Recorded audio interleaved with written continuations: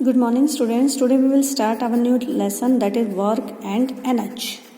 Power will also come in this chapter as we have discussed about the motion, force and laws of motion.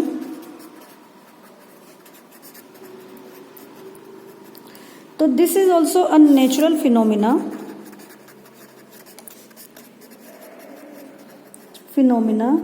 that is work. As all the living beings need energy, right? All living being को क्या चाहिए? Energy चाहिए, and that energy from the food. Energy कहाँ से मिलती है? Food से मिलती है, for doing different type of basic activities. जैसे अब मैं लिख रही हूँ, मैं I am speaking in the class, I am writing in the paper, तो I need energy and that energy is given by the food. तो what is this? The energy, all living being need the food and that food give us energy by the process of the respiration, and this energy is utilised by the body for doing different type of the basic activity. कैसी basic activity? Like writing, मैं write कर रही हूँ, speaking,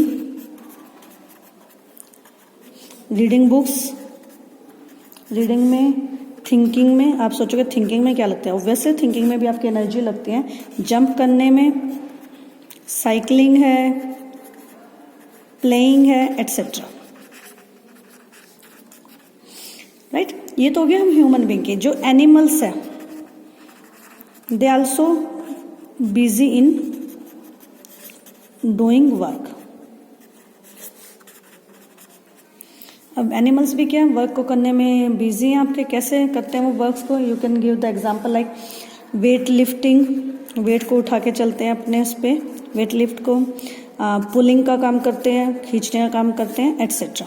तो they also need energy to do that work and that energy is given by the food.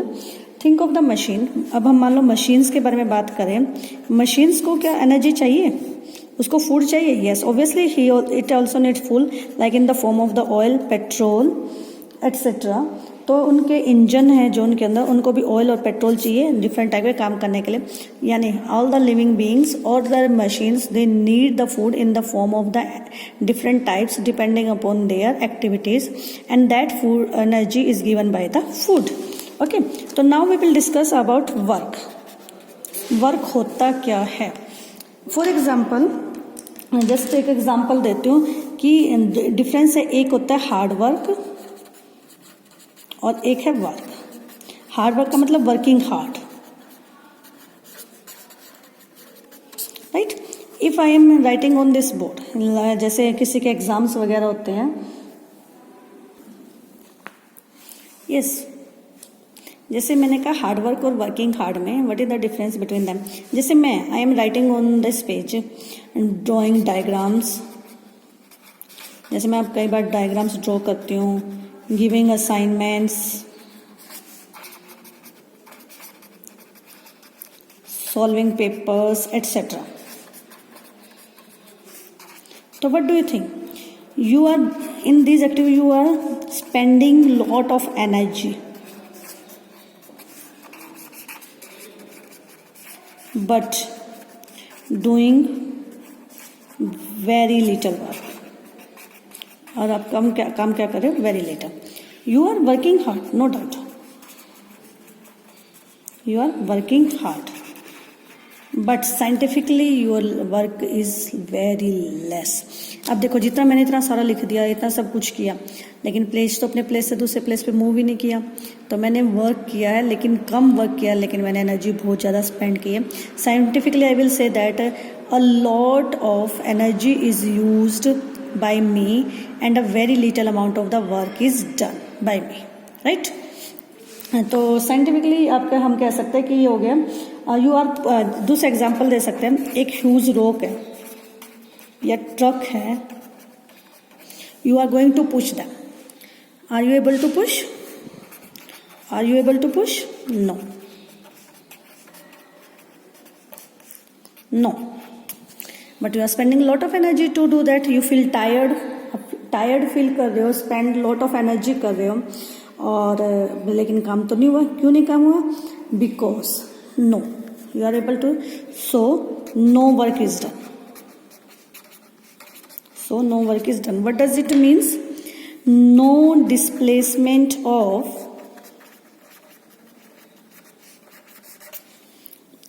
object. No displacement of the object. Like this. I am keeping like that. I am just putting it. There is displacement. If there is displacement, then I am doing the work. If I pick the phone तो नहीं कहूँगी मैं. I pick the pen, then work is done. Right? मैंने ऐसे रख दिया इसको, pen को मैंने इसको पिक किया, डिस्प्लेसमेंट हुआ. Then if there is will be displacement, I am applying some force to input.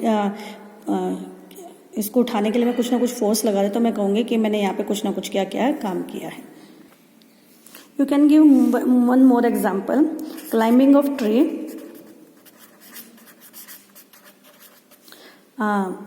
Moving to first floor or second floor using stairs. Right? तो स्टेयर्स को यूज करके आप एक फ्लोर से दूसरे फ्लोर पे जा रहे हो या पेड़ के ऊपर चढ़ रहे हो, तो वैसे there will be displacement will be there and force is required to climb on the tree और moving from one floor to the next floor. तो force is required and displacement will be there, तो we will set that work is done. In our day to day life, हमारे physical activities and mental activities. Physical activity है, playing किया हमने, move किया, jump किया, तो we will say that work is done scientifically, क्योंकि there will be displacement. But mentally, talking with friends, talking, watching movies, तो what we will say that scientifically, I am saying scientifically, no work is done. तो when work will be done, तो अब हम क्या कहेंगे कि work done कब होगा? अब हम डिस्कस करते हैं साइंटिफिकली, साइंटिफिक कंसेप्शन, कि साइंटिफिक कंसेप्शन ऑफ वर्क क्या होता है. कि सिंपली आपको मैं साइंटिफिक पॉइंट ऑफ से कहूँ कि मेरे पास ये एक ग्लास पेबल है. We are having a glass pebble, कंचा है. मैंने इसको पुश किया, किक किया, and it will starts moving. Move किया और कहाँ पहुँच गया? यहाँ पे पहुँच गया. यानी ये यहाँ से यहाँ पहुँच गया, यानी डिस्प्लेसमेंट हुई. और मैंने इसको किक किया तो मेरी कुछ ना कुछ यहाँ पे फोर्स लगी. तो two factors will decide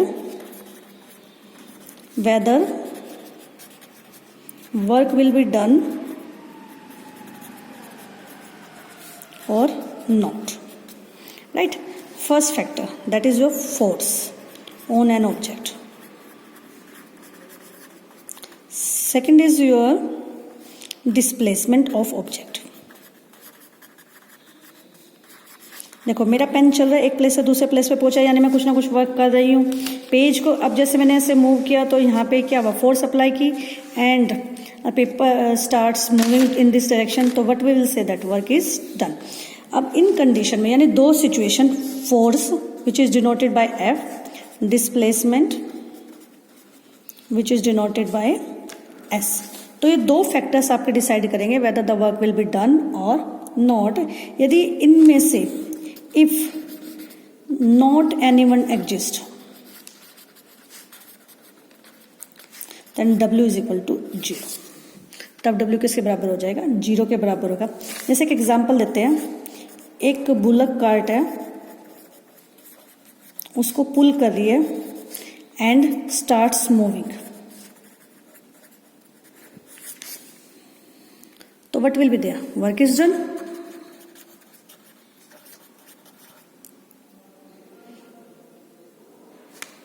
Then work will be in this condition both things are there, force apply की जा रही है किसके द्वारा, बुल्लक के द्वारा, और कार्ट ने मूव करना शुरू कर दिया, दोनों होगी तो वर्क डन हो गया। लेकिन एक ऐसी सिचुएशन जिसमें हम फोर्स अप्लाई करें लेकिन डिस्प्लेसमेंट नहीं हुआ, for example pushing a rock or truck, if you are trying to push a rock or truck, क्या करें आप, फोर्स इज अप्लाइड, फोर्स तो अप्लाई हो रहे हैं but no displacement. If there is no displacement then work done is equal to 0, तब आपका work done किसके बराबर हो जाएगा, 0 के बराबर। अंडरस्टैंड, यानी वर्क डन करने के लिए हमें दोनों की दोनों कंडीशन चाहिए। अब वर्क डन क्या होता है, कैसे इसको कैलकुलेट किया जाता है, वी विल डिस्कस नाउ। तो work done by a constant force, कि हम एक कंटिन्यूस फोर्स लगाए constant force, let's constant force को हम नाम देंगे F। कोई भी ऑब्जेक्ट है A, अब देखो इस पेपर को मैंने ऐसे किया, ऐसे टर्न किया और ऐसे चेंज कर दिया इसकी position, what will be there, obviously work will be there. ऐसे जैसे हम अज्यूम करें कि दिस इज आवर टेबल, ये इसके स्टैंड्स वगैरह हैं,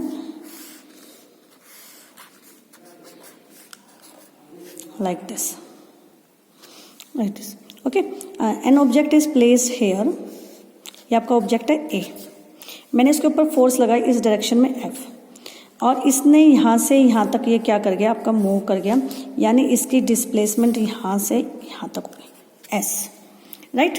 तो work is the product of force and displacement. Work किस किस का प्रोडक्ट है, फोर्स का और डिस्प्लेसमेंट का, यानी W is equal to F into S। तो W किसके बराबर हो गया, F S के बराबर, राइट। फोर्स की यूनिट क्या होती है, न्यूटन, डिस्प्लेसमेंट की क्या होती है, मीटर, और W क्या होता है आपका ये, तो W is equal to newton metre and that newton metre is equal to joule. तो units of is equal to joule, that is denoted by the J, जैसे हम डिनोट करेंगे। And the units of work is joule, right. Unit of work क्या होगी, joule. तो 1 joule क्या है, अब what is 1 joule, 1 joule means is equal to 1 newton into 1 metre, right. तो 1 Newton means if 1 Newton of force is applied on object to show displacement of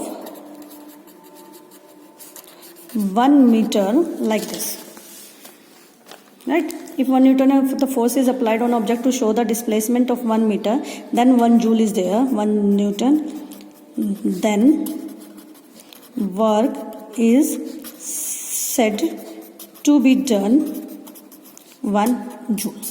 तब उसको क्या कहेंगे, वर्क डन आपका कितना हुआ, 1 जूल। जैसे मैं कहूँ कि आपका ये कोई ऑब्जेक्ट है, इसके ऊपर फोर्स लगाई मैंने 5 न्यूटन के, राइट, 5 न्यूटन या कुछ भी कर लो, and it shows a displacement of 2 metre, तो then W is equal to how much, तो W is equal to F into S।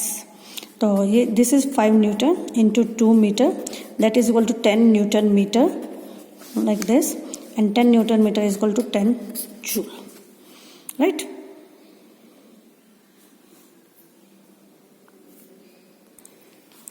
अब work done may be positive, negative and 0। Work done आपका क्या हो सकता है, पॉजिटिव हो सकता है, नेगेटिव हो सकता है, 0 हो सकता है। अब वर्क डन आपका कब पॉजिटिव होगा, कब नेगेटिव होगा, कब 0 होगा, राइट। अभी हमने कहा कि जो वर्क डन है वो आपका पॉजिटिव भी हो सकता है, नेगेटिव भी, और आपका क्या हो सकता है, 0 हो सकता है, राइट। तो ये कब पॉजिटिव है, when F and S are in same direction। How can I say that, कि if the force is applied on this object like this, F मैंने इधर लगाया और डिस्प्लेसमेंट इधर हुई, both are in the same direction, then work done will be equal to positive, understand. अब negative work कब होगा, when F and S are in opposite direction. अब आप कहोगे मैडम अपोजिट डायरेक्शन में कैसे हो जाएगा वर्क डन? इसमें तो आप पुलिंग भी कर सकते हो, पुशिंग भी कर सकते हो, जिस डायरेक्शन में आप फोर्स लगा रहे हो उसी डायरेक्शन में वर्क। अब इसमें एक एग्जांपल देता है, जो लिफ्ट चलती है आपकी, work against force of gravity, तो फोर्स ऑफ ग्रेविटी के अगेंस्ट काम करे तो वर्क डन क्या हो जाएगा आपका? नेगेटिव हो जाएगा। दूसरा एग्जांपल हम इसमें दे सकते हैं फ्रिक्शनल फोर्स। फ्रिक्शनल फोर्स है कैसे कि when you apply the brake on vehicle, जो फ्रिक्शनल फोर्स है किसकी? Of road, works and stop the car, right. तो आपने फोर्स इस डायरेक्शन में लगाई और फ्रिक्शनल फोर्स इस डायरेक्शन में लगी, यानी एक दूसरे के अपोजिट हो गए, तो ये वर्क डन क्या हो जाएगा आपका? नेगेटिव। और third, work done is 0 when force is applied, no displacement, right, then work done will be equal to 0। जैसे पोर्टर है एक, उसने बैग को, लगेज है, बैग है, उसको कैरी किया, कैरी ऑन हेड। जब तक उसने कैरी किया हेड तक ले जाने में, तब तक तो उसने काम किया। उसके बाद जब उसको उसने हेड पे रख दिया और उसके बाद उसने चलना किया, there is no work done while moving because luggage is in not movement। वो सर पे था पहले, अभी भी सर के ऊपर ही है, तो उसके अंदर कोई भी मूवमेंट नहीं होगा, तो वर्क डन हम वहां पे क्या कहेंगे? 0 कहेंगे, right. Next topic we will discuss, एक न्यूमेरिकल दिया हुआ है इस पे। पोर्टर से याद आया कि मास ऑफ लगेज इन्होंने 15 किलोग्राम दे रखा है, और जो ऊपर तक डिस्प्लेसमेंट किया उसको उठाने तक ले जाने के 1.25, तो what will be the W? Work done आपको निकालना है। W is equal to F into S होता है आपका। अब आपका वो तो दे नहीं रखा। According to Newton second law of motion M A into S होता है, और जहां नीचे से ऊपर कोई भी चीज उठा के लाता है तो वहां जी लग जाता है इंटू एस। एम आपका 15 किलोग्राम है, ये हमारा 10 मीटर पर सेकेंड स्क्वायर, वैसे 9.8 होता है, और ये 1.25 मीटर है, राइट 1.50 कुछ भी कर सकते हैं आप अपने इसमें इजीनेस के लिए कर दें। तो you will calculate that will be 225 joule. तो आपकी वैल्यू सी कितनी आएगी? 225 जूल। तो you can do the numerical like this, जिसमें आपको सिंपली एक फॉर्मूला लगाना है एफएस और या फिर एमजीएस, कोई भी फॉर्मूला लगा के हम उसको क्या कर सकते हैं? वर्क डन को कैलकुलेट कर सकते हैं। Okay students, new topic will be discuss tomorrow in the next class.